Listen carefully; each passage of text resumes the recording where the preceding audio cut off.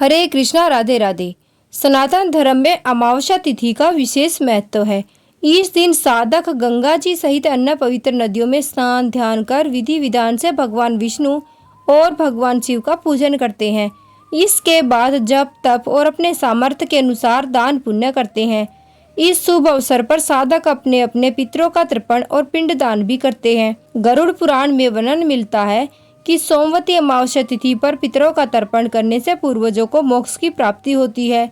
वहीं साधक को पितरों का आशीर्वाद भी मिलता है और पितरों की कृपा से सुख सौभाग्य आय और वंश में भी वृद्धि होती है।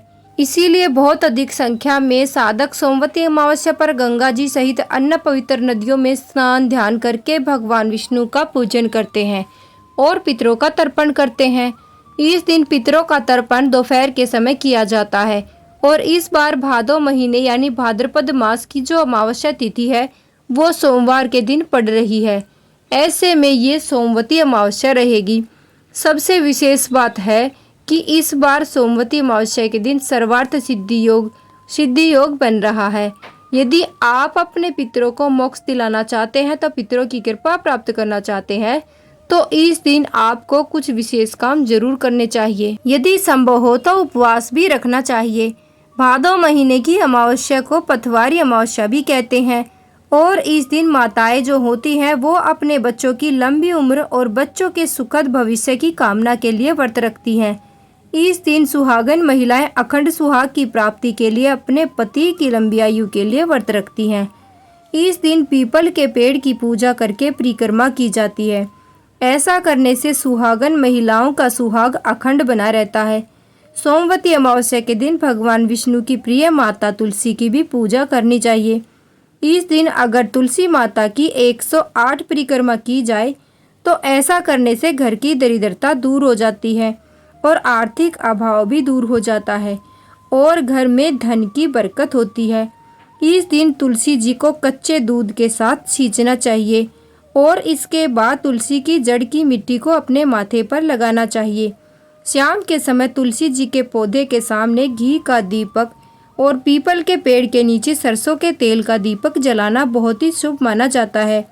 इस बार अमावस्या तिथि प्रारंभ होगी 2 सितंबर सोमवार की सुबह 5:23 से और अमावस्या तिथि समाप्त होगी 3 सितंबर मंगलवार की सुबह 7:25 तक।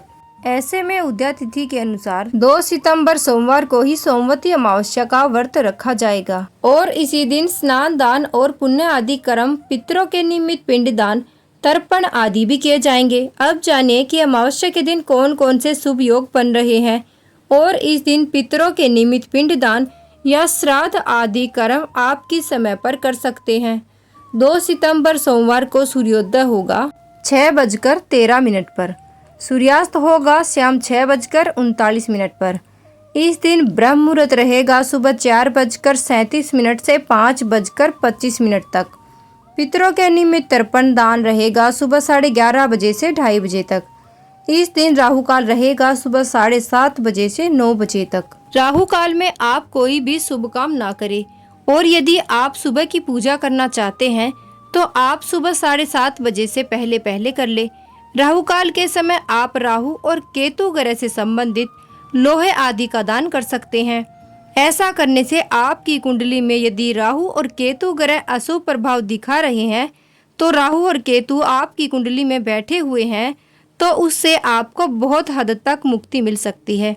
शिव योग प्रारंभ होगा 1 सितंबर रविवार की शाम 5:50 से और इसकी समाप्ति होगी 2 सितंबर की शाम 6:19 तक।